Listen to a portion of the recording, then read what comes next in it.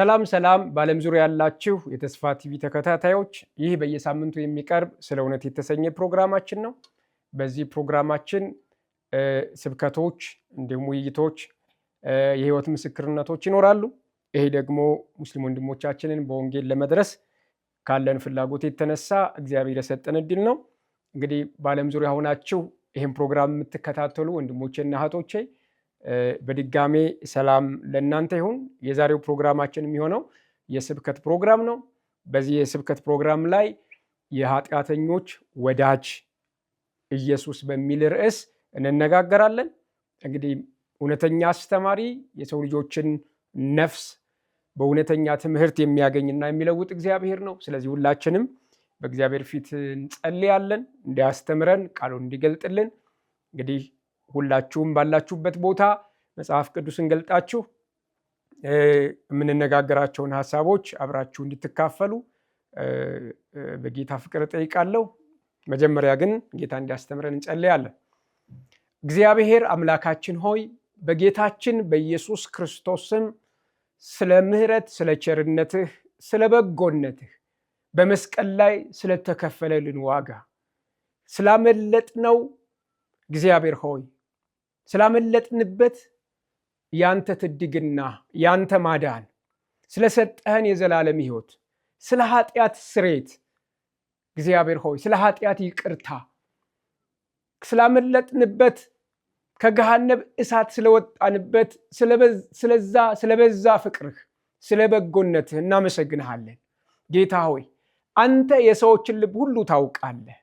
ምድር ላይ ያለውን ክፋት፣ አመፅ፣ ኃጢአት ታውቃለህ። ያንተ ትድግና ከሌለ ማንም ሰው ኃጢአትን ማሸነፍ አይችልም።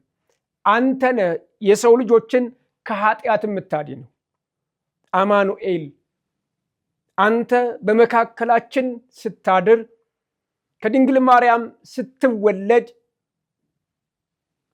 ሕዝቡን ከኃጢአታቸው ያድናቸዋልና ስሙን ኢየሱስ ትለዋለች ተብሎ እንደተነገረ ከኃጢአታችን ያዳንከን አንተ ነህ። ሕዝቡንም ከኃጢአት የምታድነው አንተ ነህ። እግዚአብሔር ሆይ በክርስቶስ ኢየሱስ ስም በመካከላችን እንድትሆን ለተናጋሪ አንደበትን ለሰሚ ደግሞ እግዚአብሔር ሆይ እውነተኛ የውስጥ ጆሮን እንድትሰጥ በጌታ በኢየሱስ ስም በፊት እንጸልያለን። ጌታ ሆይ አንተ እንደምትወደን እናውቃለን።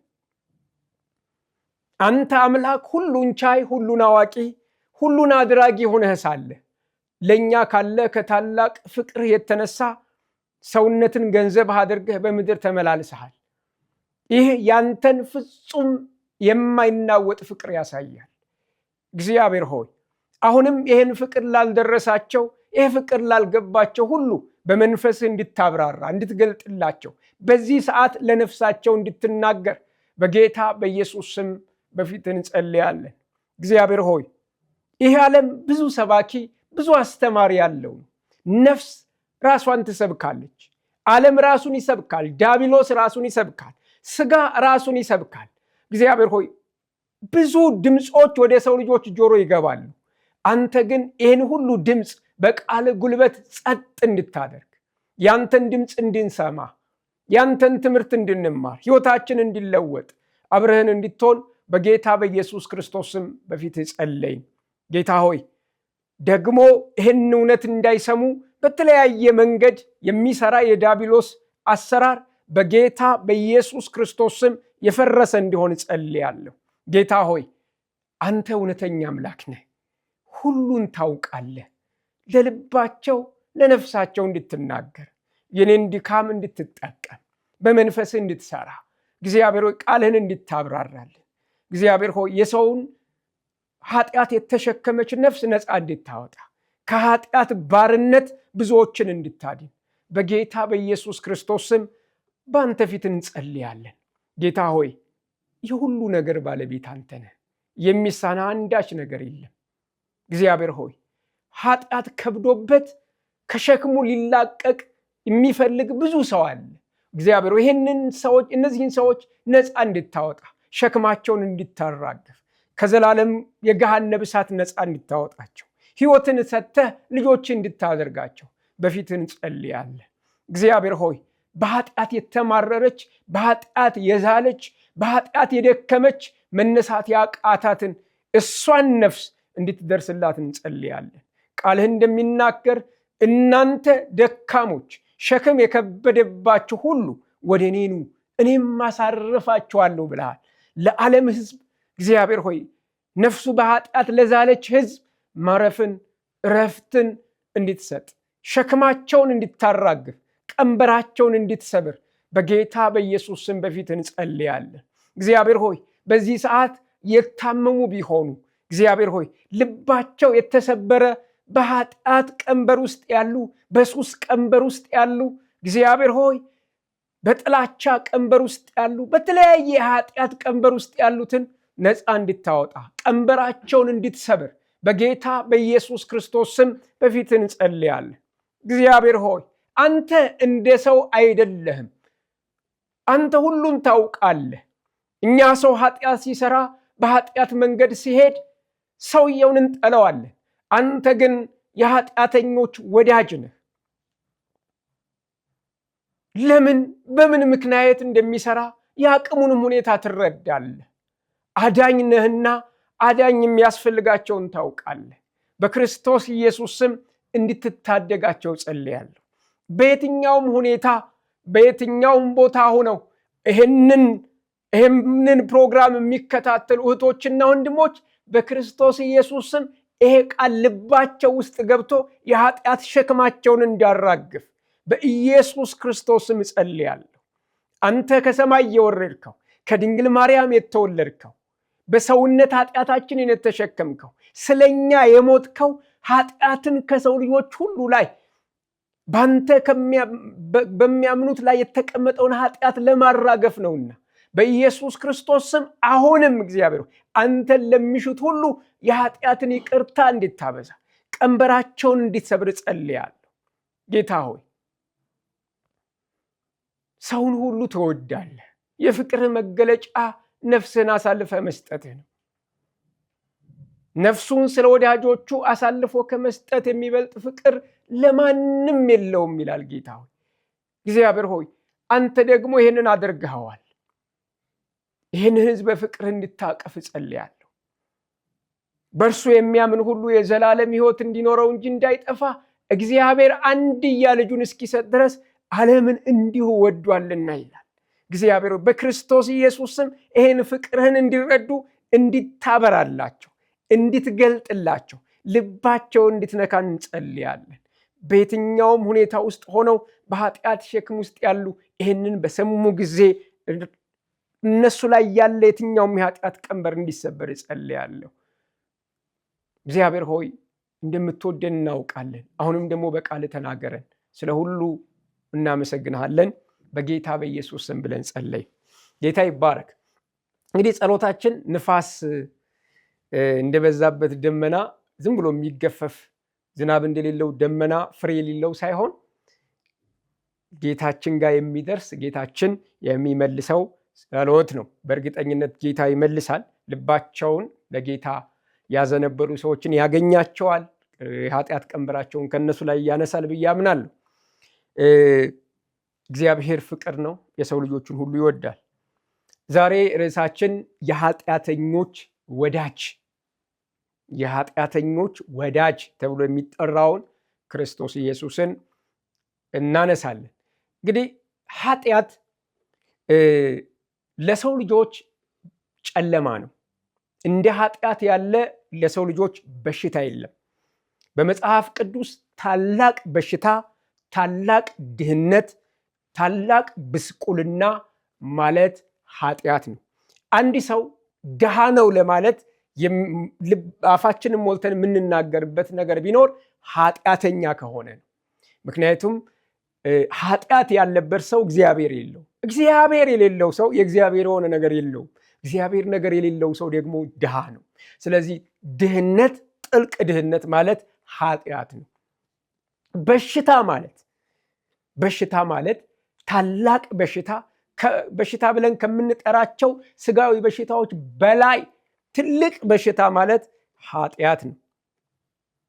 ስለዚህ ለነዚህ በሽተኞች መድኃኒት ስለሚያስፈልጋቸው ለነዚህ ድሆች ከድህነት የሚወጡበት መንገድ ሀብት ስለሚያስፈልጋቸው ለድህነት ሀብት ለበሽታ መድኃኒት ተብሎ በመጽሐፍ ቅዱስ ላይ የተቀመጠው ክርስቶስ ኢየሱስ ነው። የሰው ልጅ ከኃጢአቱ የሚነጻው ከድህነት ነፃ የሚወጣው ከዚህ በሽታ ሚድነው የሚፈወሰው በክርስቶስ ኢየሱስ ብቻ ነው። ስለዚህ ሰዎች ክርስቶስ ኢየሱስን የኃጢአተኞች ወዳጅ ብለው ይጠሩታል። የኃጢአተኞች ወዳጅ ብለው ሲጠሩት ግን በትክክለኛው መንገድ አይደለም። ምን ማለት ነው? ብዙዎች ኃጢአተኞችን ስለሚጠሉና በኃጢአተኞች ስለሚማረሩ ኃጢአተኞችን ማቅረብ ስለማይፈልጉ ኢየሱስ ኃጢአተኞችን አቅርቦ ሲያይ ኃጢአተኞችን የሚወድ የኃጢአተኞች ወዳጅ ይሉታል። ይህም ደግሞ በኔጌቲቭ ነው። እንዴት ኃጢአተኞችን ይቀበላል? እንዴት ከኃጢአተኞች ጋር ይበላል? ብለው ብዙ ጊዜ ይከሱታል። ኢየሱስ ደግሞ የኃጢአተኞች ወዳጅ መሆኑን ይወደዋል። ለምን? ፍቅር ስለሆነ። ምክንያቱም ኃጢአተኛ በሽተኛ ነው፣ የኃጢአት በሽታ። መድኃኒቱ ደግሞ ኢየሱስ ክርስቶስ ነው። ስለዚህ መድኃኒት ሁልጊዜም ወደ በሽተኛ ነው የሚሄደው። ስለዚህ በሽተኛው መድኃኒት ስለሚያስፈልገው፣ ስለዚህ ኢየሱስ ክርስቶስ የዓለም መድኃኒት ነው። መጽሐፍ ቅዱስ ሲናገር ታላቁ አምላካችንና መድኃኒታችን ኢየሱስ ክርስቶስ ይለዋል። ቲቶ ምዕራፍ 2 ላይ ምን አልኩኝ? ታላቁ አምላካችንና መድኃኒታችን ኢየሱስ ክርስቶስ ይላል። ስለዚህ ኢየሱስ ክርስቶስ አምላካችንም ነው መድኃኒታችንም ነው። ለምንድን ነው መድኃኒት የሚለው? በግልጽ ቋንቋ መጽሐፍ ቅዱስ የሚናገረው ለኃጢአት በሽታ ነው። ስለዚህ ኃጢአት በሽታ ነው፣ ታላቅ በሽታ፣ ከበሽታዎች ሁሉ በላይ በሽተኛ። በሽታ ማለት እሱ ነው። ሰው በትክክል ይሄ ሰው በሽተኛ ነው ብሎ ለማለት ኃጢአተኛ መሆን ይጠበቅበት። ኃጢአተኛ ካልሆነ ሌሎች በሽታዎች በሙሉ ቢኖሩበት እንኳ ሰውየው ጤነኛ ነው። ለምን ካላችሁ እነዚህ በሽታ በሙሉ ስጋው ላይ ነው ተጽዕኖ የሚያመጡት። አንድ ቀን ነፍሱ ከስጋው ይለይና ለዘላለም የሚኖርበት ዓለም ውስጥ ሲገባ የሚኖረው ከጌታችን ከመድኃኒታችን ከኢየሱስ ክርስቶስ ጋር ስለሆነ እነዚህ በሽቶች ጊዜያዊ ነው የሚሆኑት። ነገር ግን በዚህ በሽታ ከታመመ በኃጢአት በሽታ ማለት ነው ለዘላለም የማይድንበት ውስጥ ለዘላለም የማያርፍበት ውስጥ ገሃነመ እሳት ውስጥ ታገኙታላችሁ። ያ ደግሞ ከበሽቶች ሁሉ የበለጠ በሽታ ከቅጣት ሁሉ የሚበልጥ ቅጣት ነው። ስለዚህ የኃጢአት በሽተኛ መድኃኒቱ ኢየሱስ ነው ልላችሁ ነው። መጽሐፍ ቅዱስ ማቴዎስ ወንጌል ላይ ምዕራፍ 11 ቁጥር 19 ላይ እንደዚህ ይላል፣ የሰው ልጅ እየበላና እየጠጣ መጣ፣ እነርሱም በልቶ የማይጠግብ ጠጭ፣ እንዲሁም የቀረጥ ሰብሳቢዎችና የኃጢአተኞች ወዳጅ አሉት ይላል። ጥበብ ትክክለኛ መሆኗ ግን በስራዋ ተገለጠ ይላል። አይገርማችሁም? እነሱ ከኃጢአተኞች ጋር ሲበላ ከኃጢአተኞች ጋር ሲያሳልፍ ምን ብለው ከሰሱት? ይሄ የኃጢአተኞችና የቀራጮች ወዳጅ ነው ብለው ከሰሱት፣ እንደ ስድብ እንደ ነቀፋ። ግን እዚህ ክፍል አይቷ ጥበብ ትክክለኛ መሆኗ ግን በምን ተገለጠ? በስራዋ ተገለጠ። እንግዲህ በሽታን በመድኃኒት ከመፈወስ በላይ በዚህ ምድር ላይ ምን አይነት ጥበብ አለ? አያችሁ፣ ታላቅ ጥበብ ነው። የኃጢአትን በሽታ ለዘላለም የሚያጠፋውን ለዘላለም በገሃነመ እሳት ውስጥ የሚያኖረውን ይህንን የኃጢአት በሽታ የሚፈውስ መድኃኒት ከበሽታው ጋር ተገናኝቶ በሽታውን ከማስወገድ በላይ ምን ጥበብ አለ? ስለዚህ የእግዚአብሔር ጥበብ ክርስቶስ ኢየሱስ ከበሽታው ጋር ቀጥታ በመገናኘት ኃጢአትን አስወገደ። ለዛ ነው መጽሐፍ ቅዱስ ሲናገር የዲያብሎስን ስራ ያፈርስ ዘንድ የእግዚአብሔር ልጅ ተገለጠ ይላል። የዲያብሎስ ስራ ምንድን ነው? ኃጢአት ነው። ስለዚህ ኃጢአትን ሊያስወግድ ነው ኢየሱስ ክርስቶስ የተገለጠው። ስለዚህ የኃጢአተኞች ወዳጅ ሆነው ኢየሱስ ክርስቶስ ኃጢአተኞችን ከኃጢአታቸው ለይቶ የራሱ ገንዘቡ ያደርጋቸው ዘንድ እርሱ ወደ ምድር መጣ። ቲቶ ምዕራፍ 2 ቁጥር 13 ላይ እንዲህ ይላል፣ መድኃኒታችንም ከአመፃ ሁሉ ሊያነጻን፣ ከአመፃ ሁሉ ሊያነጻን፣ መልካሙን ለማድረግ የሚቀናውን ገንዘቡ የሆነውን ሕዝብ ለራሱ ያነጻ ዘንድ እርሱ ስለ ሁሉ ሞተ። ማን የሞተው? መድኃኒታችን። ምን ለማድረግ? ከአመፃ ሁሉ ሊያነጻንና መልካሙን ለማድረግ የሚቀና ልቦናን ለመስጠት። ስሙ ይባረክ። ምን ማለት ነው? ኃጢአተኛውን ከኃጢአቱ ለውይቶ ገንዘቡ የራሱ ሕዝብ ያውም የነጻ ንጹሕ የሆነና መልካምን ለማድረግ የሚቀና ልቦና ያለውን ሰው ለራሱ ለማድረግ። ጌታ የተባረከ ይሁን። ለዚህ ዕድል የመረጠን ጌታችን ኢየሱስ ክርስቶስ የተባረከ ይሁን። ስለዚህ ዛሬ ኢየሱስ ክርስቶስ የኃጢአተኞች ወዳጅ ነው ስላችሁ እንደው ለማውራት ያክል ሳይሆን ኢየሱስ በምድር በሰውነት በነበረበት ጊዜ ኃጢአተኛን እንዴት ፈልጎ ከኃጢአቱ ነፃ ማውጣት እንደሚችል የሚያሳይ አንድ የመጽሐፍ ቅዱስ ታሪክ ልነገራችሁ እፈልጋለሁ። ኃጢአት አደገኛ ነው። ኃጢአት ከወዳጅ ይለያል። ኃጢአት ከሚወዳችሁ ያርቃል። ኃጢአት ያሳምማል። ያው መጨረሻውም ገሃነም ነው። በሰዎች መካከል ጥል እየተፈጠረ ከመጣና የአንደኛው በደል እየበዛ ከመጣ ሰውየውን እየገፋው ይመጣል እንጂ በፍጹም ሊያቀራርባቸው አይችልም። ነገር ግን የኃጢአት ታላቅነት የክርስቶስ ኢየሱስን ፍቅር መግፋት ስለማይችል ያንን ታላቅ ኃጢአት ከሰውየው ለማስወገድ ኢየሱስ ክርስቶስ ወደዛ ሰው ይመጣል። ዛሬ ላሳያችሁ የምፈልገው እሱ ነው። እግዚአብሔር ይመስገን። እሱ በምህረቱ ባለጠጋ ነው። እኛ ደግሞ በኃጢአታችን ባለጠጋ ነበር። ነገር ግን ከኃጢአት ባለጠግነታችን በኃጢአት ሀብታሞች ነበር ማለት ነው። በኃጢአት ሀብታሞች ነበር። እሱ ደግሞ በምህረቱ ባለጠጋ ነው። ከዚህ የተነሳ ከኛ የኃጢአት ሀብት ይልቅ የእሱ የምህረቱ ባለጠግነት ስለበለጠ እኛ ኃጢአት የተሸከምነውን ሰዎች ለማዳን ኢየሱስ ክርስቶስ ወደ እኛ መጣ። ለዛ ነው የኃጢአተኞች ወዳጅ ነው ምንለው። ጌታ ኢየሱስ ይባረክ። በየትኛውም የሃይማኖት ተቋም በየትኛውም ሃይማኖት ውስጥ ያለ አምላክ ኃጢአተኛን ሊወድ አይችልም።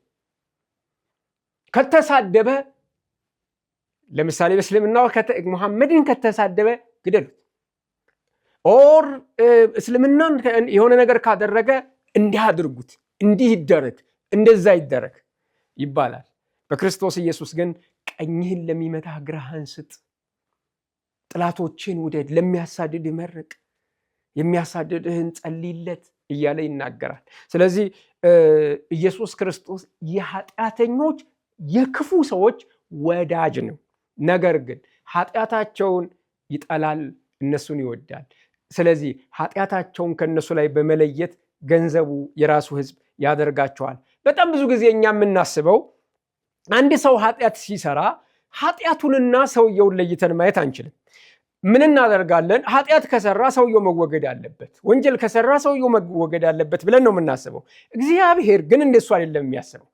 ያ ሰው ከኃጢአቱን ለመለየት ፍላጎት ካለውና ኃጢአቱን የሚጠላ ከሆነ ከእግዚአብሔር ጋር የሚስማማ ከሆነ እግዚአብሔር ኃጢአቱን ይጠላዋል፣ ግን ሰውየውን ይወደዋል። ስለዚህ በሰውየውና በኃጢአት መካከል ያለውን ትስስር በመበጠስ ሰውየውን የራሱ ገንዘብ የራሱ ሰው ያደርገዋል ማለት ነው። ስለዚህ ኢየሱስ ክርስቶስ የኃጢአተኞች ወዳጅ ነው ስንል ኃጢአተኞችን ይወዳል፣ ኃጢአትን ይጠላል። ኃጢአተኞችን ከመውደዱ የተነሳ ወደ እነሱ ሄዶ ከኃጢአታቸው ለይቶ የራሱ ሕዝብ ገንዘቡ ያደርጋቸዋል። ነገር ግን ፈቃደኛ ለሆነ ሰው ማለት ነው። ይህን ፕሮግራም የምትከታተሉ በዓለም ዙሪያ ያላችሁ ከኃጢአት ጋር ተሳስሬያለሁ፣ ኃጢአት በዝቶብኛል፣ እግዚአብሔር አምላክ ምሕረት ሊያደርግልኝ አይችልም፣ ስሞት ወዴት እንደሚሄድ አላውቅም የምትሉ ካላችሁ ዛሬ አንድ የምስራች ልንገራችሁ። ኢየሱስ ክርስቶስ ይወዳችኋል። እናንተ ብቻ ፍቅሩን ተቀበሉ። እናንተን ከኃጢአታችሁ ነጥሎ የእሱ ሕዝቦች የነጻችሁ ያደርጋችኋል። ጌታ ኢየሱስ የተባረከ ይሁን። ዛሬ ኃጢአተኞች ወዳጅ የሚለውን ሐሳብ ሳነሳ ያስታወስኳ ሴት መጽሐፍ ቅዱስ ላይ ያለውንም ታሪክ ነግራችኋለሁ ያልኳቸው ሳምራዊት ሴት ናት። ቁጥር 4 ምዕራፍ 4 ዮሐንስ ወንጌል ምዕራፍ 4 ቁጥር 4 ላንብብላችሁ። በሰማርያ በኩል ማለፍ ነበረበት ይላል። ስለዚህ በሰማርያ ያዕቆብ ልጅ ለዮሴፍ በሰጠው ቦታ አጠገብ ወደ ነበረችው ሲካር ወደምትባል ከተማ መጣ ይላል። ከዛ በፊት ያለውን ቃል ላንብብላችሁ። እንዲህ ይላል፣ ፈሪሳውያን ከዮሐንስ ይልቅ ኢየሱስ ብዙ ደቀ መዛሙርት እንዳፈራና እንዳጠመቀ ሰሙ። ዳሩ ግን ያጠመቀው ኢየሱስ ሳይሆን ደቀ መዛሙርቱ ነበሩ። ጌታም ይህንን ኢየሱስ ማለት ነው፣ ኢየሱስ ጌታ ይህንን እንዳወቀ ይሁዳን ለቆ ወደ ገሊላ ተመልሶ ሄደ ይላል። አሁን በደንብ ስሙ። ኢየሱስ ይሁዳ ነበረ፣ ስለዚህ ወደ ገሊላ ሄደ ይላል። በይሁዳና በገሊላ መካከል ሰማርያ የምትባል ከተማ አለች። ይቺ ሰማርያ የምትባል ከተማ የተመሰረተችው ከ722 በኋላ ነው፣ ዓመተ ምህረት በኋላ ማነው አሶር የላይኛውን እስራኤል ከፍሎ በገዛበት ጊዜ እንዲቀላቀሉ አድርጓቸው ነበር። ከሶርያውያን አምጥቶ ህዝቡን በሰማርያ በዚች ከተማ ውስጥ የዚህ ከተማ ያሉትን ደግሞ እዛ ወሰዳቸውና ተቀላቅለው ተዳቅለው የሚኖሩ ህዝቦች ናቸው። ስለዚህ የናባጥ ልጅ ኢዮርብዓም የሚባል ሰው የላይኛውን 10ሩን ነገድ ይሁዳ መጥተው እንዳይሰግዱ ወደ ኢየሩሳሌም እንዳይመጡ ይከለክላቸው ስለነበረ በዛ የገሪዛን ተራራ የሚባል ነበርና እዛ ገሪዛን ተራራ ላይ ጣዖቶችን አስቀምጦ እንዲሰግዱ አድርጓቸው ነበር። ከዚህ የተነሳ ከእስራኤል 10ሩ ነገድ ወደ ላይኛው ወደ ሰማርያ ከተማ ተከፍለው ከተማቸውን ሰማርያ አድርገው ይኖሩ ነበር። የታችኞቹ 2 ነገዶች ደግሞ ያልተቀላቀልንን እኛ ትክክለኛ እስራኤላውያን እግዚአብሔርን የምናመልክ ህዝቦች ነን፣ ቤተ መቅደሳችንን በመካከላችን አለ ብለው የሚያስቡ ህዝቦች ናቸው። ስለዚህ በሁለቱ መካከል ልዩነት ተፈጥሯል። ስለዚህ እነዚህ ይሁዳውያን ወይም ደግሞ በታችኛ ይሁዳ የሚገኙ 2 ነገዶች የላይኞቹን ሳምራውያን ዲቃሎች ናቸው፣ የእግዚአብሔር ህዝብ አይደሉም በማለት እንደ ኃጢአተኛ ይቆጥሯቸዋል። ራሳቸው የእግዚአብሔር ህዝብ ብለው ሲያስቡ፣ እነዛን ግን ኃጢአተኞች ናቸው ብለው ያስባሉ።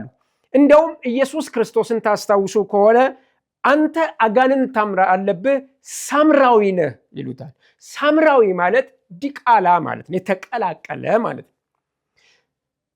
ስለዚህ የሚጠቀሙበት ሳምራዊ የሚለውን ቃል እንደ ስድብ ነው። ስለዚህ እነዚህ የሳምራውያን ህዝቦች ከታችኛው ከይሁዳ ህዝቦች ተለይተው የሚኖሩ ህዝቦች ናቸው። አምልኳቸውን የሚያደርጉት በዚህ የገሪዛን ተራራ ነው። ወደ ላይኛው ገሊላ ሲሄዱ የተወሰነ ገሊላ ላይ ያሉ ህዝቦች ከታችኛው የይሁዳ ህዝቦች ጋር ተመሳሳይ ነገር አላቸው፣ አልተቀላቀሉም ብለው ያስባሉ።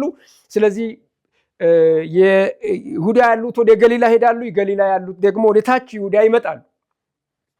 በደንብ ስሙን። እነዚህ ይሁዳውያን ግን ወይም ደግሞ በታችኛው 2ቱ ነገዶች በሰማርያ በኩል አያልፉም ነበር። ከመጸየፋቸውና ኃጢአተኛ ናቸው ብለው ከማሰባቸው የተነሳ የሚያልፉት በዮርዳኖስ ወንዝ ብለው አቋርጠው ረጅሙን መንገድ መርጠው ነው ወደ ገሊላ የሚሄዱት። የገሊላ ሰዎችም ወደ ታች ሲመጡ በሰማርያ በኩል አያልፉም ነበር። ስለዚህ እዚህ ላይ አንድ መሰረት ላሳያችሁ። እግዚአብሔር በይሁዳ የሚኖሩትን ፈሪሳውያንና ሰዱቃውያን የሚባሉ ጻፍቶች የሚባሉ የሃይማኖት አባቶችን ኃጢአተኞች ናችሁ፣ ከኃጢአታችሁ ተመለሱ እያለ በኢየሱስ ክርስቶስ በኩል ይሰብካቸዋል። ኢየሱስ ኃጢአተኞች ናችሁ እናንተ ተመለሱ እያለ ይነግራቸዋል። እነሱ ደግሞ ህዝባች የሚያስተዳድሩትን ህዝብ ደግሞ ሰንበትን አታከብሩም፣ ሰንበትን ትሽራላችሁ እያሉ ደግሞ ሌሎቹን የራሳቸውን ህዝቦች ኃጢአተኛ አድርገው ራሳቸውን ጻድቅ አድርገው ይቆጥራሉ። የይሁዳ ህዝብ ደግሞ የሰማርያ ህዝብን ደግሞ ኃጢአተኛ አድርገው ይቆጥራሉ። ኃጢአተኞች ናቸው በማለት ይናገራል። የሰማርያ ከተማ ውስጥ ደግሞ ዛሬ ልነግራችሁ እንፈልገው አንዲት ሴት ነበረች። እነሱ ደግሞ በተራቸው ይችን ሴት አመንዝራ ናት፣ ኃጢአተኛ ናት በማለት ከህዝቡ ያገለሏት ሴት ናት። አስቡት፣ ኃጢአተኛ የመጨረሻይቱ ኃጢአተኛ ናት ሳምራዊ ሴት። በዓለም ዙሪያ ያላችሁ ወንድሞችና እህቶች ይህን የምትሰሙ የኔ ኃጢአት ከሰዎች ሁሉ በላይ ይበዛል፣ ኃጢአተኝነቴ ተወዳዳሪነት የለውም፣ በጣም ብዙ ኃጢአት፣ በጣም ብዙ ክፋት ነው ያለብኝ ብላችሁ የምታስቡ ካላችሁ ኢየሱስ እናንተም ጋር ይመጣል። ኢየሱስ እናንተንም ይወዳችኋል። የፈለገ ኃጢአታችሁን አወዳድራችሁ የመጨረሻው ሰው ነኝ ልትሉ ትችላላችሁ። እውነት ልንገራችሁ፣ እግዚአብሔር እናንተን ይወዳችኋል። ኢየሱስ እናንተን ይወዳችኋል። ስለዚህ በሰማርያ በኩል ማለፍ ነበረበት ይላል። ማለፍ ነበረበት የሚለው ቃል የኢየሱስ ተልእኮውን ለማድረግ በሰማርያ በኩል ማለፍ ግድ ነበረበት፣ ማለፍ ነበረበት። ለምን? ሌሎቹ አይሁዳውያን ወይም የገሊላ ሰዎች በዛ በኩል ፈጽሞ አያልፉም። ምን ብለው? ኃጢአተኛ ብለው ስለተጸየፉ። ኢየሱስ ግን በዛ ማለፍ ግድ ሆነበት። አይገርም? ማንን ለማግኘት? ያችን ሳምራዊ ሴት፣ የኃጢአተኞች ሁሉ በታች ኃጢአተኛ የሆነች። ቅድም እንደነገርኳችሁ ኢየሱስ ፈሪሳውያንና ሰዱቃውያንን በታችኛው ይሁዳ ያሉትን የሃይማኖት መሪዎች ኃጢአተኞች ናችሁ፣ ከኃጢአታችሁ ተመለሱ ይላቸዋል። እነሱ ደግሞ ህዝቡን ኃጢአተኞች ናቸው፣ ከኃጢአታችሁ ተመለሱ እያሉ ይሰብካሉ። ህዝቡ ደግሞ ሳማራውያንን ኃጢአተኞች ናቸው፣ ከነሱ ጋር አንቀላቀልም፣ እነሱ ጋር አንሄድም ብለው ያስባሉ። እስኪ ያስቡት። እነዚህ ሳምራውያን ደግሞ በተራቸው ይችን ሴት ኃጢአተኛ ብለው ስለመደቧት 6 ሰዓት በጠራራ ፀሐይ ሄዳ ውሃ ትቀዳለች፣ ከነሱ ጋር አትቀላቀልም ማለት ነው። ኢየሱስ በዚህ በሰማርያ መሄድ ነበረበት ይላል። ስለዚህ ወደዛ ሄደ። በደንብ አድምጡኝ። ኢየሱስ ከጉዞ የተነሳ ደክሞ ስለነበር በውሃ ጉድጓድ አጠገብ ተቀመጠ። ጊዜው ከቀኑ 6 ሰዓት ያለ አካባቢ ነበር ይላል። 6 ሰዓት ፀሐይ በሚሆንበት ሰዓት ነው እንግዲህ ወደዛ ምንጭ ውሃ ሄዶ የተቀመጠው። ደክሞ ነበር የሚለውን ቃል ብዙ ጊዜ ሙስሊሞች ያነሳሉ። መድከም የሰውነት ባህሪ ነው።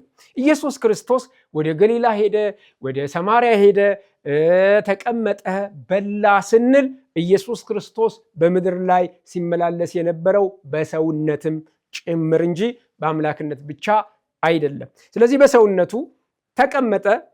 አንዲት ሳምራዊት ውሃ ለመቅዳት ስትመጣ ኢየሱስ ምን አላት? እባክሽ የምጠጣው ስጭኝ አላት። ደቀ መዛሙርቱ ምግብ ለመግዛት ወደ ከተማ ሄደው ነበር ይላል። እስኪ አስተውሉ። ኢየሱስ ክርስቶስ እያናገራት ያለችዋ ሴት እንኳን አይሁዳውያን ይቅርና ኃጢአተኞች ዲቃሎች ናችሁ ተብሎ የተጠሩ ሳምራውያን ራሱ ኃጢአተኛ ስለሆነች ሊቀርቧት የማይፈልጓት ሴት ናት። ኢየሱስ ግን ውሃ ስጭኝ ብሎ ጠየቃት። እሷም እንዲህ አለች። ሳምራዊቷም አንተ አይሁዳ የሆነህ እኔን ሳምራዊት እንዴት ውሃ ጠጪ ትላለህ አለችው። ይህም ማለቷ አይሁድ ከሳምራውያን ጋር ስለማይተባበሩ ነው። በነገራችን ላይ ይሄ ስለማይተባበሩ ነው ማለት አንድ አይሁዳዊ ሳምራውያንን በእጁ ከነጋ የመንጻት የመታጠብ ፕሮግራም ያደርጋል። ይህን ያክል ነው የሚጸየፏቸው። በከተማቸው በፍጹም አያልፉ። እስኪ አስተውሉ። ኢየሱስ ክርስቶስ ደግሞ ውሃ ጠጭኝ ብሎ እሷ የነካችውን ዕቃ ወስዶ በዛ ዕቃ ሊጠጣ ነው። ተመልከቱ። አይሁዳውያን ከትምክታቸው የተነሳ ኃጢአተኛ ናት ብለው ያሰቧትን ሴት ሊያቀርቧት አይችሉም። ሳምራውያን ከተማ እንኳ ማለፍ የሚጸየፉ ረጅሙ መንገድ መሄድ የሚመርጡ ህዝቦች ናቸው። ኢየሱስ ከዛ ህዝብ መካከል ነው። ነገር ግን አልጸየፍሽም አይነት ነገር ነው። አምጪ እጠጣለሁ። አያችሁ ወንድሞችና እህቶቼ፣ የሰው ልጅ በሀብቱ ብዛት በስልጣኑ ታላቅነት ተነስቶ አንድ ሰው ጋር በደንብ ስሙ፣ አንድ ሰው ጋር ሰላም ለመባባል እንኳ ይጸየፋል። አብሮ ለመቀመጥ አብሮ ለመብላት ይጸየፋል። ንጹህ እንከን የለሽ ኃጢአት አልባ የሆነው ክርስቶስ ግን እሷን በዛ መልክ አልተመለከታትም። አምጪ አልጸየፍሽም፣ የአንቺ የነካሸው ለኔ የሚያጸይፍ ነገር አይደለም ብሎ እንደሚቀበላት ለማሳየት ይሄን አደረገ። ኢየሱስ ክርስቶስ ደግሞ ምን አላት? የእግዚአብሔርን ስጦታ ብታውቂና ውሃ ጠጭኝ የሚልሽ ማንን መሆኑን ብትረጂ ኑሮ አንቺው አላት በጠየቅሽው እርሱም የሕይወትን ውሃ በሰጠሽ ነበር።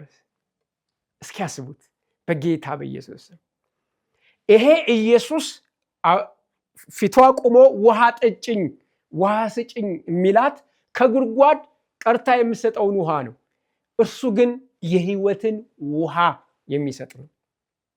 የሕይወትን ውሃ የሚሰጥ ነው። እዚህ ላይ ማስተዋል ያለብን ነገር ምን መሰላችሁ? የእግዚአብሔር ስጦታና ውሃ ጠጭኝ ብታውቂው ኑሮ እዚህ አንድ የሚሰመር ነገር ልንገራችሁ። ኢየሱስ ክርስቶስ በምድር ሲመላለስ እግዚአብሔር መንፈስ ነው ወይም መለኮት መንፈስ ነው። በዓይን አይታይም፣ የምታዩት ሰውነቱን ነው። ኢየሱስ ክርስቶስ ፍጹም ሰው ፍጹም አምላክ ነው። በምድር ሲመላለስ ፍጹም ሰው ፍጹም አምላክ ነው። በሰውነቱን የተመላለሰው በዓይናችሁ ልታዩት የምትችሉት ሰውነቱን ብቻ ነው። ስለዚህ ይቺ ሴት ያየችው ሰውነቱን ነው። ከሰውነቱም ደግሞ መልኩ አይሁዳዊ እንደሆነ አውቀዋለች። አይሁዳውያን ደግሞ ከሳምራውያን ጋር አይተባበሩ። ስለዚህ ማንነቱን በደንብ ስላላወቀች ትሪት ያደረገችው ከውጭ ባየችው ነገር ነው። ብዙ ሙስሊም ወንድሞችና እህቶች ብዙ ጊዜ ኢየሱስን ትሪት ማድረግ የሚፈልጉት ወይም ኢየሱስን ማሰብ የሚፈልጉት ከላይ የተገለጠውን ማንነቱን ነው። እውነት ነው። አንድ ሰው ኢየሱስን መጥቶ ፊት ለፊት ካየው ሊያ የሚችለው ሰውነቱን ነው፣ መለኮቱ አይታይም። ለምሳሌ እኔ እዚህ ቆሜ እየሰበኩ ነው። ፊት ለፊት ልታዩ የምትችሉት ፊዚካሌን እንጂ ነፍሴን ልታዩት አትችሉም። ያ ማለት ነፍስ የለኝም ማለት አይደለም። ከውስጥ የማታዩዋቸው ፊዚካል አካሎች አሉ። ለምሳሌ ኩላሊት አለ፣ ጨጓራ አለ፣ ሌሎች ነገሮች አሉ። እነሱን አታዩዋቸውም። አታዩዋቸውም ማለት የለም ማለት አይደለም። አንድ ሙስሊም መጽሐፍ ቅዱስ ላይ ገብቶ ኢየሱስን በላ፣ ኢየሱስን አዩት፣ ኢየሱስ ተራመደ፣ ኢየሱስ ተኛ ሲባል የሚያየው ከውጭ ያለውን ከውስጥ ያለውን ነገር ማየት አይችልም። ይችም ሴት ያንን ማየት አልቻለችም። ስለዚህ ኢየሱስ ክርስቶስ ማን እንደሆነ ብታውቂው ኖሮ አለማወቅን የሚያክል በጣም አደገኛ ነገር የለም። ህይወታችሁን ሊያበላሽ የሚችል ትልቅ ነገር ልንገራችሁ። አለማወቅ፣ አለመረዳት ወይም ደግሞ አንድን ነገር ባየነው ነገር ብቻ መወሰን፣ ያላየነውን ነገር እንደሌለ አድርጎ መቁጠር፣ ይሄ ትልቅ ኪሳራ ውስጥ ያስገባል። የከበረው ነገራችሁን አዋርዳችሁ እንድትመለከቱ፣ የተዋረደውን ነገር አክብራችሁ እንድታዩ ያደርጋችኋል አለማወቅ። ይቺ ሴት አላወቀችም። ከሰማይ የመጣ በስጋ የተገለጠ መሲህ እንደሆነ አልተረዳችሁም። ስለዚህ እንደዚህ ያለችው እንዴት ውሃ ጠጣ ይትላል አንተ አይሁዳዊ? ምክንያቱም እሷ ሰው የ33 ዓመት ሰው አይሁዳዊ የሆነ ነው ውሃ ጠጭኝ እንዳላት ያሰበችው። ከዛ ያለፈ ማንነት እንዳለው ማወቅ አልቻለችም ነበር። ስለዚህ ብታውቂ ኑሮ አንቺው ትለምኚው ነበር፣ የሕይወት ውሃ ይሰጥሽ ነበር አላት። ሴትዮዋም ጌታ መቅጃ የለኝም፣ መቅጃ የለህም፣ ጉድጓዱ ጥልቅ ነው፣ ታዲያ የሕይወት ውሃ ከየት ታገኛለህ? በነገራችን ላይ የሕይወት ውሃ ከጉድጓድ አይገኝም። የሕይወት ውሃ የሚገኘው ከኢየሱስ ብቻ ነው። በዓለም ላይ ያላችሁ የተጠማችሁ፣ ሕይወት የጠማችሁ፣ ሕይወታችሁ ዝብርቅርቅ ያለባችሁ፣ በሕይወት ግራ የተጋባችሁ፣ ሕይወት ጣዕምና ያጣችሁበት፣ በሕይወት ውስብስብ ነገር ውስጥ ያላችሁ፣ ሕይወት የጠማችሁ፣ የሕይወት ውሃ ከኢየሱስ ይገኛል። ኑ ወደ ኢየሱስ፣ ኢየሱስ ይወዳችኋል። ይህች ሴት ስለ ውሃ የምታውቀው ከጉድጓድ የሚቀዳ ነው። የሕይወት ውሃ ግን ምን እንደሆነ ስለማታውቅ ጉድጓዱ ጥልቅ ነው፣ መቅጃም አልያዝክም፣ እንዴት አድርገህ ነው የሕይወትን ውሃ የምትሰጠኝ አለችው። እንደውስ ይሄን ጉድጓድ ከሰጠን ከያዕቆብ ትበልጣለህን? ለእስራኤላውያን ትልቅ ትምክህት የአብርሃም የይስሐቅ የያዕቆብ አምላክ እግዚአብሔር እናመልካለን። ይስሐቅ፣ ያዕቆብ፣ አብርሃም እነዚህ ሶስቱ አባቶቻችን ናቸው ብለው የሚመኩባቸው ናቸው። ከነሱ የሚበልጥ ሰው በምድር ላይ መጥቶ አያውቅም ብለው ነው የሚያስቡት። በጣም ነው ሪስፔክት የሚያደርጓቸው። እነ አብርሃምን ሙሴና ያዕቆብ እና እነዚህ ትበልጣለህ። እግዚአብሔር ራሱ የአብርሃም የይስሐቅ ያዕቆብ አምላክ ተብሎ ለመጠራት አላፈረባቸውም። ትልቅ ሰዎች ናቸው። እነሱም በጣም ያከብሯቸው ነበር። ስለዚህ ይሄ የውሃ ጉድጓድ አለ። ስለዚህ አንተ ሕይወት ውሃ እሰጥሻለሁ ትላለህ። ከዚህ ይህን ጉድጓድ ከሰጠን ከአባታችን ከያዕቆብ ትበልጣለህን የሚል ጥያቄ ያነሳችለት። እሱ ቀጥታ እበልጣለሁ የሚል ቃል ሳይሆን የተጠቀመው ጉዳዩን ነው። ኢየሱስም እንዲህ ሲል መለሰላት፣ ከዚህ ውሃ የሚጠጣ እንደገና ይጠማል።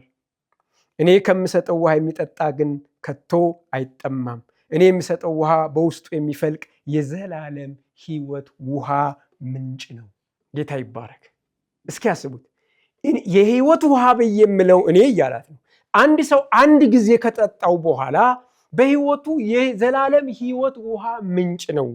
ውስጡ ይመነጫል፣ አይቋረጥም፣ ለዘላለም የሚሆን ነው። አንቺ ከምትሰጭኝ ውሃ ግን የሚጠጣ ከዚህ ከያዕቆብ ጉድጓድ የሚጠጣ ድጋሜ ይጠማል ብሎ ጉዳዩን አወዳደረላት። እሷም ጌታዬ እንዳልጠማ ውሃ ለመቅዳት እንዳልመላለስ እባክህን ውሃ ስጠኝ አለችው። አልገባትም ስለምን እያወራ እንደሆነ። የሕይወት ውሃ ይላታል፣ ድጋሚ አይጠማም ይላታል። ከዚህ ከጉድጓዱ የሚጠጣ ደግሞ ድጋሚ ይጠማል ይላታል። አልገባትም። ኢየሱስ ግን በኃጢአት የተጋረደን ዓይን ለመግለጥ፣ በኃጢአት የተጋረደን ልብ ለመግለጥ በአንድ ጊዜ እንትና ነኝ ብሎ አይናገርም። ብዙ ጊዜ ቀስ እያለ ሐሳብ እየገነባ መንገድ እየከፈተ እያብራራ ነው የሚመጣው። እዚህ ላይም ቀስ እያለ እያብራራላት ነው። መጀመሪያ ውሃ ሰጠኝ የሚለውን ቃል አልተጠቀመችም ነበር። ውሃ አንተ አይሁዳ ሆነ እንድትጠይቀኛለህ ነበረ። ሁለተኛው ከያዕቆብ ትበልጣለህን? ምን አይነት ውሃ ነው የምትሰጠኝ አንተስ የሚል ሐሳብ አንስታ ነበር። አሁን ሲናገራ ከያዕቆብ እንደሚበልጥ፣ ከያዕቆብ የሚበልጥ ውሃ እንደሚሰጣት ያም የዘላለም ሕይወት እንደሆነ ሲነግራት እሷ ይህን ውሃ ስጠኝ አለችው። ምንም ብዙ ባይገባትም ውሃውን ግን እንደፈለገችው ይናገራል። በደንብ ስሙኝ። እርሱም ሂጅና ባልሽን ጠርተሽ ወደዚህ ተመለሺ አላት። ሰጥሻለሁ ግን ሂደሽ ነይ አላት። ሴትዮዋም ባል የለኝም ብላ መለሰች። ኢየሱስም እንዲህ አላት፣ ባል የለኝም ማለትሽ ትክክል። በእርግጥ 5 ባሎች ነበሩሽ። አሁን ከአንቺ ጋር ያለውም ባልሽ ስላልሆነ የተናገርሽው እውነት ነው አለ። ይችን ሳምራዊ ሴት አያውቃትም። ምንም አይነት ኢንፎርሜሽን የለውም። ይህንንም እሷ ታውቃለች። ምክንያቱም አይሁዳውያን በሰማሪያ ከተማ ያልፉም ነበር፣ በዮርዳኖስ ዞረው ነው። ስለዚህ ባል የለኝም ስትለው 5 ባሎች ነበሩሽ፣ አሁን ያለውም ደግሞ ባልሽ አይደለም። ስለዚህ ወንዶችን ነው የምታቀያይረው። ከዚህ የተነሳ ሴተኛ አዳሪ ናት፣ ሰዎች የሚጠሏት። ስለዚህ እውነት ተናግረሻል አላት ማለት ነው።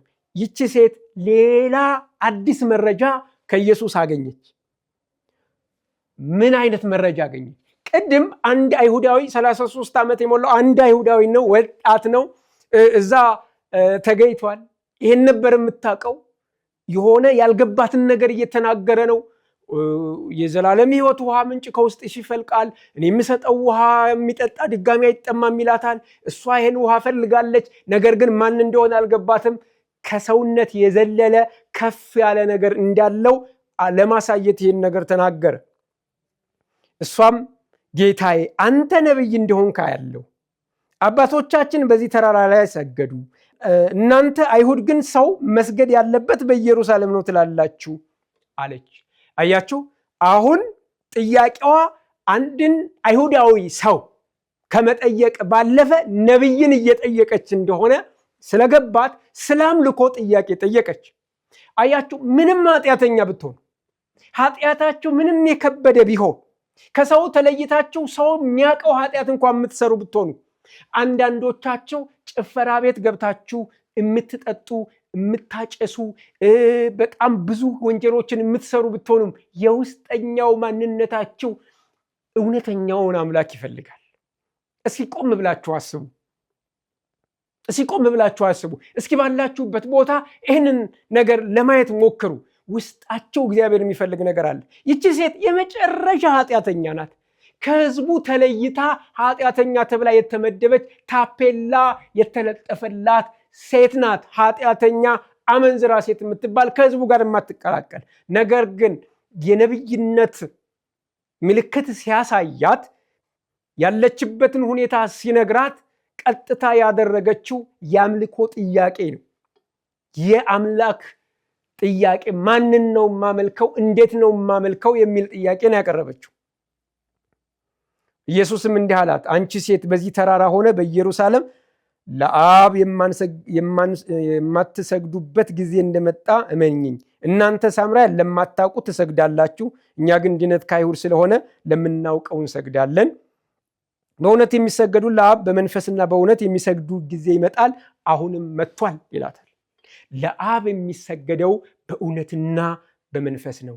አይሁዳውያን ስለሚያውቁት አምላክ ይሰግዳሉ በኢየሩሳሌም፣ እናንተ ለማታውቁት አምላክ ትሰግዳላችሁ ብሎ አምላኩ ማን እንደሆነ፣ ሊመለክ የሚገባው ማን እንደሆነ፣ እንዴት እንደሚመለክ ሶስቱንም ሐሳቦች በአንድ ጊዜ ሰጣት። በኃጢአት ለናወዘ ሕይወቷ፣ በኃጢአት ለተበላሸ ሕይወቷ፣ በኃጢአት ቀንበር ውስጥ ለታሰረ ማንነቷ መፍትሄ የሚሆነውን ነገር ነገራት። ምን ብሎ? አምልኮ በመንፈስ ነው፣ ወደ ቦታ በመዞር አይደለም። አምልኮ በእውነት ነው፣ የሚመለከውም ደግሞ አባት ነው፣ እግዚአብሔር ነው አላት። አንቺ የምታመልኪው እስካሁን እናንተ ሳምራውያን የምታመልኩት የማታውቁትን ነው። አይሁዳውያን ደግሞ የሚያውቁትም ቢሆንም የሚሰግዱት በእውነትና በመንፈስ ግን አልነበረም ብሎ ነገራት። ለኃጢአት ሸክም ለበዛባት፣ ሰው ሁሉ ለሚጠላት ለዚች ሴት ከሰማይ ወርዶ በፊቷ ተገኘ። አይገርማችሁ? አምላክ በስጋ ተገልጦ ጻድቅ ሰው ፊት ሳይሆን ኃጢአተኛ፣ በኃጢአት የናወዘ ሕይወት ላላት ለዚች ሴት ተገልጦ በፊቷ ተገኘ። ምንም እሷ ስታየው አይሁዳዊ ሰው ብቻ ቢመስላትም ከሰማይ የመጣ ለሷ ሕይወትን ሊሰጥ የመጣ እውነተኛ ጌታ እንደሆነ በዚህ ማየት እንችላለን። እንዲህ አላት።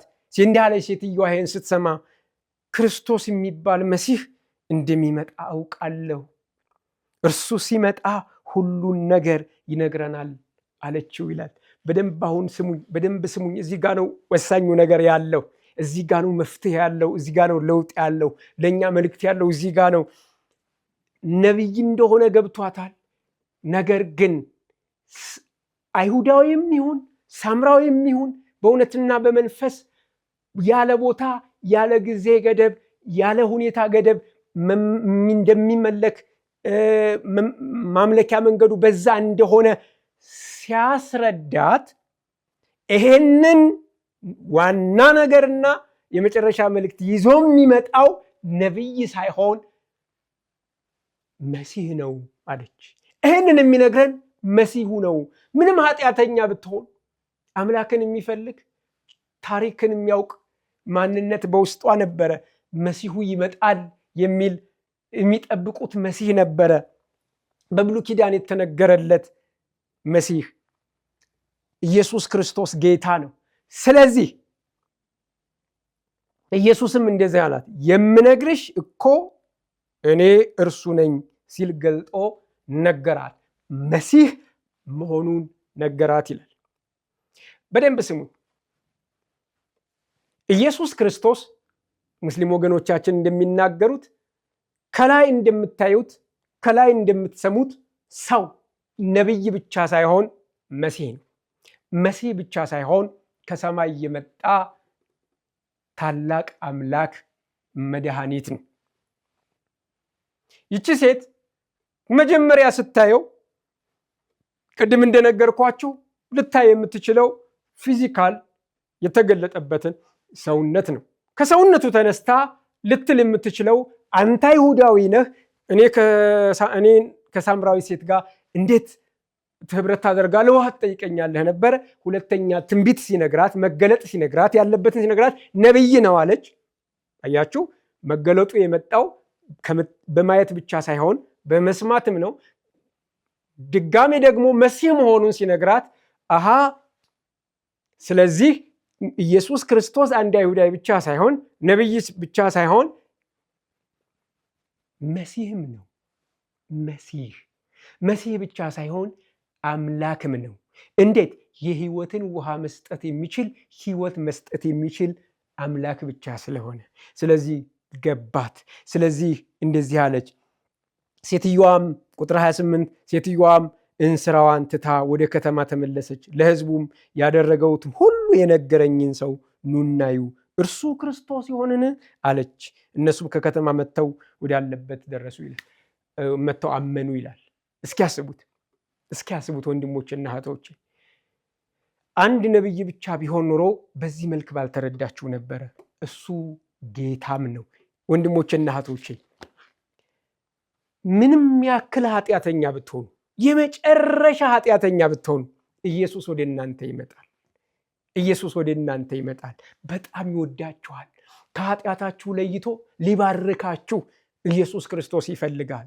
መጽሐፍ ቅዱስ ሲናገር ከኃጢአታችን እየመለሰ ይባርከናል ይላል። ከኃጢአት እየመለሰ የሚባርክ ኢየሱስ ክርስቶስ ነው። የኃጢአተኞች ወዳጅ ኢየሱስ ይወዳችኋል። እንግዲህ ይቺ ሴት የመጨረሻው ኃጢአተኛ ናት። እግዚአብሔር ፈሪሳውያንና ሰዱቃውያን ኃጢአተኛ ናችሁ ይላቸዋል። ሰዱቃውያንና ፈሪሳውያን ደግሞ ህዝቡን ኃጢአተኛ ብለው ይከሳሉ። ህዝቡ ደግሞ ሳምራውያንን ደግሞ ኃጢአተኞች ናችሁ፣ በከተማችሁ አንገባም፣ ከእናንተ ጋር ህብረት አናደርግም፣ እናንተ ዲቃሎች ናችሁ፣ እናንተ እግዚአብሔር ህዝብ አይደላችሁም ብለው ይገፏቸዋል። በከተማቸው እንኳን ለማለፍ ይጸየፏቸዋል። እነዚህ ሰዎች ደግሞ በተራቸው ይችን ሴት ኃጢአተኛ ነሽ፣ ልንቀርብሽ አንችልም በማለት እሷ ደግሞ ለብቻዋ አገለሏት። 6 ሰዓት እየመጣች ነበር ውሃ የምትቀዳው። የመጨረሻ ኃጢአተኛ ከሰማይ የመጣው ከድንግል ማርያም የተወለደው አምላክ ወሰው የሆነው ኢየሱስ ክርስቶስ ስራዬ ብሎ እዛች ኃጢአተኛ ጋር ሄደ። ያቺ ኃጢአተኛን አልጸየፍሽም፣ አንቺ የተነካሽውን ነገር አልጸየፍም፣ አንቺን አልጸየፍሽም፣ ከኃጢአትሽ ለይቼ ባርክሻለሁ ብሎ የህይወትን ውሃ ሰጣት። እሷም በደስታ ስለሱ ሰበከች። ከህዝቡ መጥቶ በሱ አመኑ። አያቸው ወንድሞችና እህቶቼ፣ እንደዚህ የሚወዳችሁ ማንም የለም።